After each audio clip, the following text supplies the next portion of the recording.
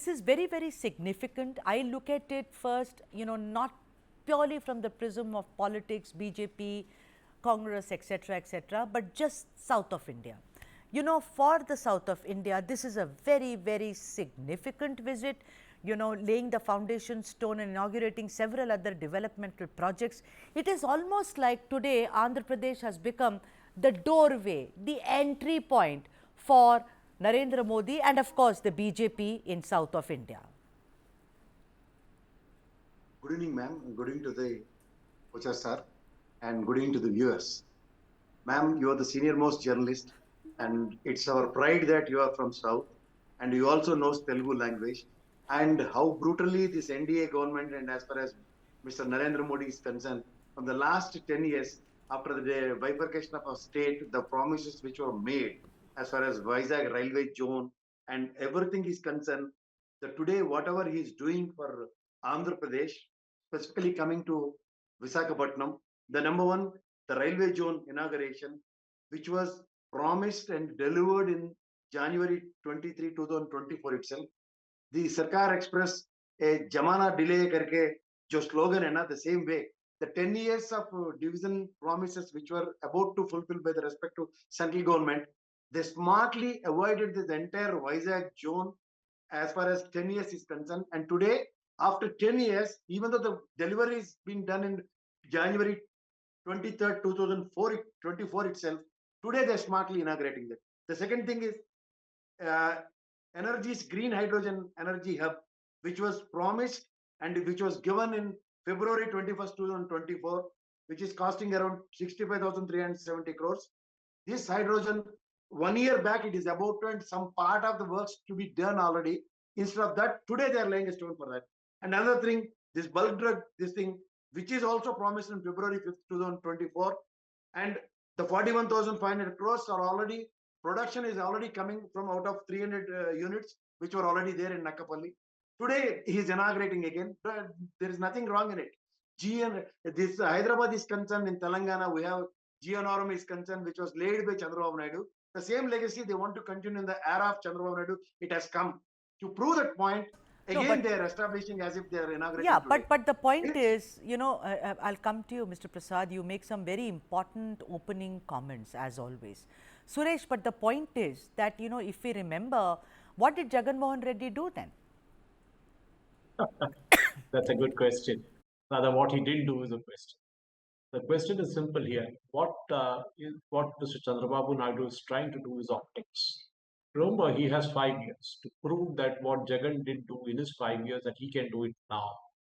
Of course, questions will be asked in terms of why projects which are already running are being inaugurated again and why the rebranding is being done and all that. That's fine. That's a part of politics. But the most important thing one needs to understand is the fact that what Mr. Modi is conveying is a message to Telangana more than Andhra. What he calls a double engine Sarkar. That if you have a government of yours in Delhi and you have one in Hyderabad or now in Andhra Pradesh, you get all these benefits and more. Vote for us and you'll get it. Because, sorry, Suresh, but I did not complete my question. The point is that, the point is that it's also because, we saw Jagan Mohan Reddy cozying up to Modi time and time again, which is absolutely fine. Why not? I mean, you are in politics. I mean, you're not running an NGO, for God's sake, So you go there, and he kept meeting, Prime Minister Modi several times over, and there was hope that maybe the special status will be granted. But the needle did not move, Suresh. At least today, like you say, the double engine Sarkar, I think it is also a message not only to Telangana, Suresh, but to the entire south of India that look, the needle didn't move maybe, and Mr. Prasad is absolutely fine and right in saying so, but today the needle has moved. In a few moments from now, we will all see it, Suresh. Would you agree? See, one thing we need to understand is there's nothing called a special status anymore in the Constitution. It was removed about 11 years ago during the UPA 2 regime. In fact, all the northeastern states also lost their status. What is a special status? Is basically a tax exemption or a funding mechanism. In northeast case, it was 100% funded by central government program. The state government didn't have to contribute anything. In case of states which are bordering international countries, that is Pakistan or China, or even Nepal, or Bhutan, the concerned state has to put in our 10 to 20%, the central government puts in the remaining 80%. Or it has to be a tribal state. Three things. Of course, Andhra didn't qualify for any of these three things. The promise made by, I think it was Venkaiah Naidu, if I'm not mistaken, who made a promise on the floor of the parliament then, but it is a mistake. Anyway, we'll keep that aside for right now because there is nothing called special status as of now. Instead of that, you fund projects. Okay, it can be a Polavaram project which wants to acquire a national status. It can be the bulk drug unit which Andhra is trying to entice from Hyderabad because Hyderabad gave up on bulk drugs long back. Hyderabad is only now finishing drugs capability. We are buying the APIs from China. So to prevent that or to kind of motivate that around is what he's doing.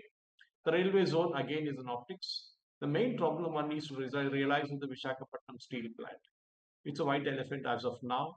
One, it doesn't have an ore of its own, that is iron ore. I mean, wherever you want to get coal from or any ore for that matter, they don't have a mine.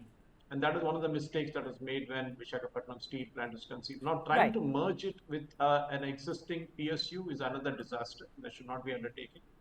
There has to be a realization of the land Right. value, Now, monetize the land, and kind of make money on it. yeah, Mr. Prasad, if you look at all these projects that are being, today Prime Minister Modi shall inaugurate and lay the foundation stone for, what comes up again and again, Mr. K.S. Prasad, is the kind of employment opportunities, 50,000 jobs, 50,000 jobs.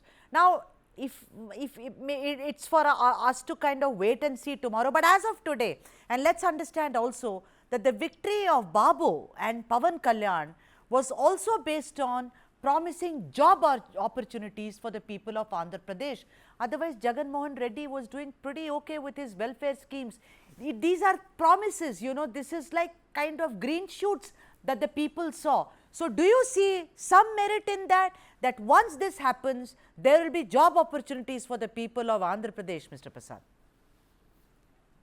That's what with the ray of hope, we really look into that in that prosperity way of creating a lot of employment and all.